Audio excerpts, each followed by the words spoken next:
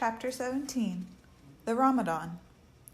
As Queequeg's Ramadan, or fasting in humiliation, was to continue all day, I did not choose to disturb him till towards nightfall, for I cherish the greatest respect towards everybody's religious obligations, never mind how comical, and could not find it in my heart to undervalue even a congregation of ants worshipping a toadstool, or those other creatures in certain parts of our earth, who, with a degree of footmanism quite unprecedented in other planets, bow down before the torso of a deceased landed proprietor merely on account of the inordinate possessions yet owned and rented in his name.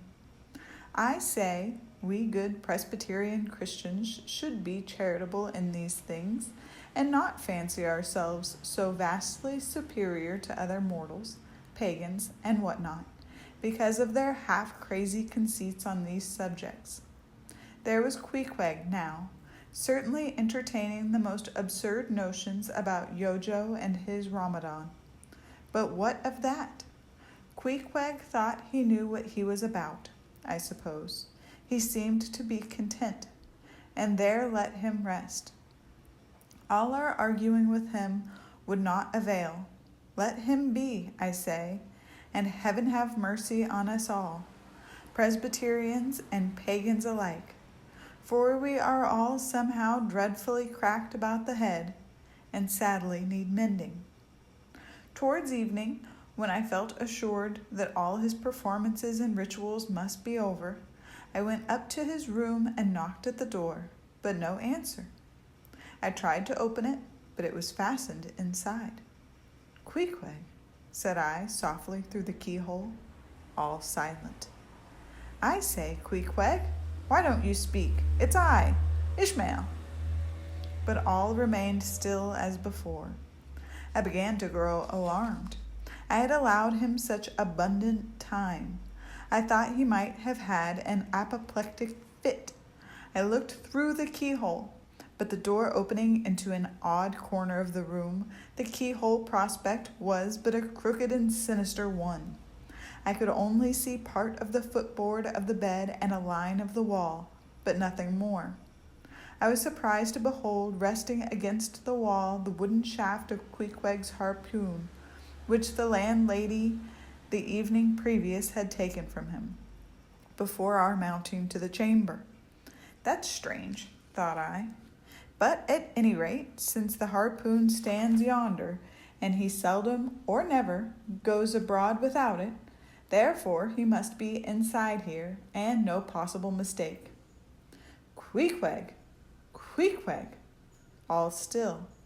Something must have happened. Apoplexy. I tried to burst open the door, but it stubbornly resisted. Running downstairs, I quickly stated my suspicions to the first person I met, the chambermaid. "La! La!" she cried. I thought something must be the matter. I went to make the bed after breakfast, and the door was locked, and not a mouse to be heard, and it's been just so silent ever since. But I thought, maybe, you had both gone off and locked your baggage in for safe keeping. La! La! Ma'am! Mistress! Murder! Mrs. Hussey! Apoplexy!" And with these cries she ran towards the kitchen, I following. Mrs. Hussey soon appeared with a mustard pot in one hand and a vinegar cruet in the other, having just broken away from the occupation of attending to the castors, and scolding her little black boy meantime. "Woodhouse," cried I, "which way to it? Run, for God's sake, and fetch something to pry open the door. The axe! The axe! He's had a stroke, depend upon it." And so saying, I was unmethodically rushing upstairs again empty-handed, when Mrs. Hussey interposed the mustard pot and vinegar cruet, and the entire castor of her countenance. "What's the matter with you, young man?" "Get the axe! For God's sake, run for the doctor, someone, while I pry it open." "Look here," said the landlady, quickly putting down the vinegar cruet so as to have one hand free. Look here, are you talking about prying open any of my doors? And with that, she seized my arm. What's the matter with you? What's the matter with you, shipmate? In as calm but rapid a manner as possible, I gave her to understand the whole case. Unconsciously clapping the vinegar cruet to one side of her nose, she ruminated for an instant, then exclaimed, "No, I haven't seen it since I put it there." Running to a little closet under the landing of the stairs, she glanced in, and returning, told me that Queequeg's harpoon was missing. "He's killed himself," she cried. "It's unfortunate Stig's done all over again. There goes another counterpane. God pity his poor mother. It will be the ruin of my house. Has the poor lad a sister? Where's that girl? There, Betty, go to Snarls the painter and tell him to paint me a sign with 'No suicides permitted here' and 'No smoking in the parlor.' Might as well kill both birds at once. Kill! The Lord be merciful to his ghost. What's that noise there? You, young man, avast there!" And running after me, she caught me as I was again trying to force open the door. "I won't allow it. I won't have my premises spoiled. Go for the locksmith. There's one about a mile from here. But avast!" Putting her hand in her side pocket, "Here's a key that'll fit, I guess. Let's see." And with that, she turned it in the lock. But alas! Queequeg's supplemental bolt remained unwithdrawn within. "Have to burst it open," said I, and was running down the entry a little for a good start, when the landlady caught at me, again vowing I should not break down her premises. But I tore from her, and with sudden bodily rush dashed myself full against the mark. With a prodigious noise the door flew open, and the knob slamming against the wall sent the plaster to the ceiling.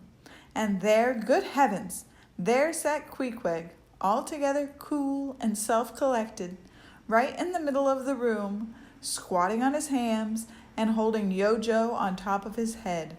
He looked neither one way nor the other, but sat like a carved image with scarce a sign of active life.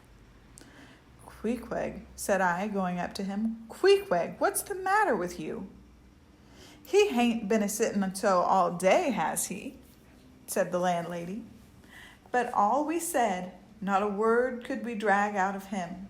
I almost felt like pushing him over, so as to change his position, for it was almost intolerable. It seemed so painfully and unnaturally constrained, especially as in all probability he had been sitting so for upwards of 8 or 10 hours, going to without his regular meals.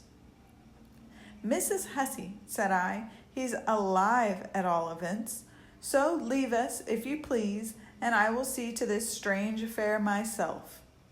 Closing the door upon the landlady, I endeavored to prevail upon Queequeg to take a chair, but in vain. There he sat, and all I could do, for all my polite arts and blandishments, he would not move a peg, nor say a single word, nor even look at me, nor notice my presence in any the slightest way.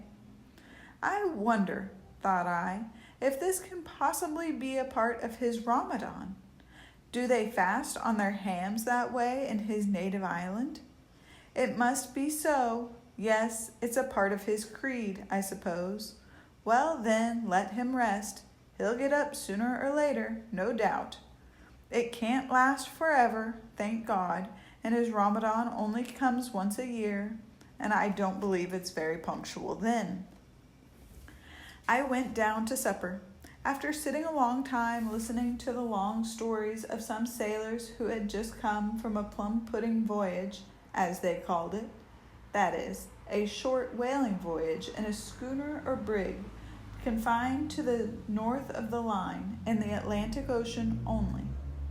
After listening to these plum-puddingers till nearly 11 o'clock, I went upstairs to go to bed, feeling quite sure by this time Queequeg must certainly have brought his Ramadan to a termination. But no, there he was just where I had left him. He had not stirred an inch. I began to grow vexed with him. It seemed so downright senseless and insane to be sitting there all day and half the night on his hams in a cold room holding a piece of wood on his head. For heaven's sake, Queequeg, get up and shake yourself. Get up and have some supper. You'll starve. You'll kill yourself, Queequeg. But not a word did he reply. Despairing of him, therefore, I determined to go to bed and to sleep, and no doubt before a great while he would follow me.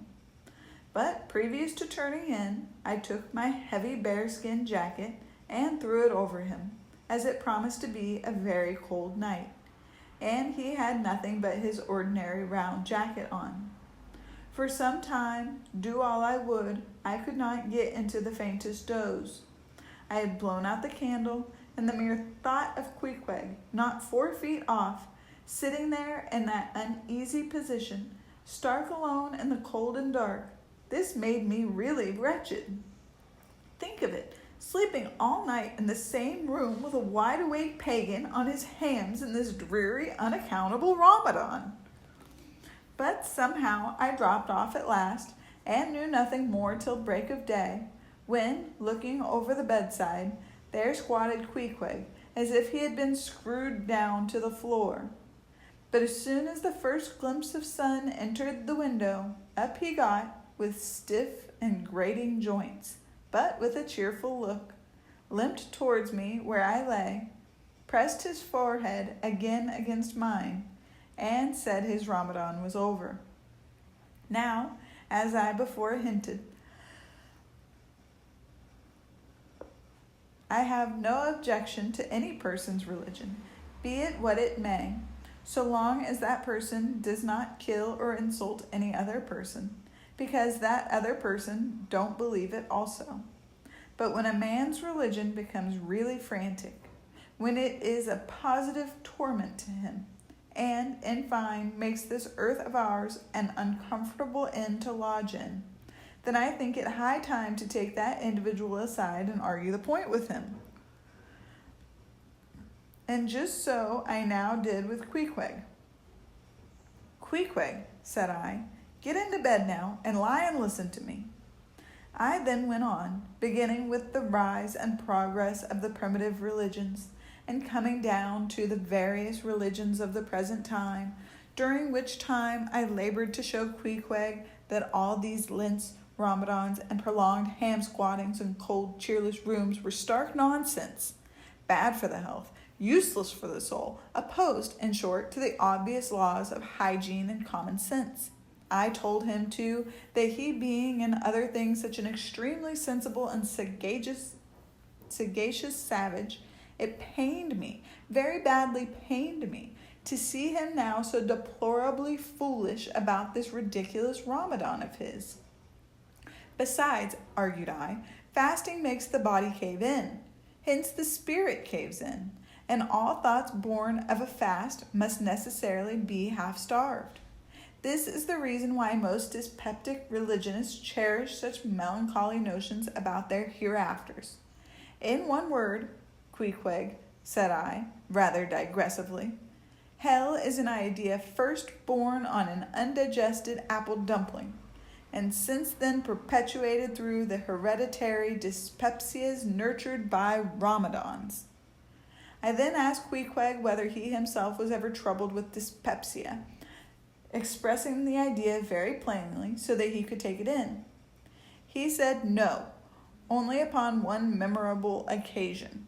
It was after a great feast given by his father the king, on the gaining of a great battle, wherein 50 of the enemy had been killed by about 2 o'clock in the afternoon, and all cooked and eaten that very evening.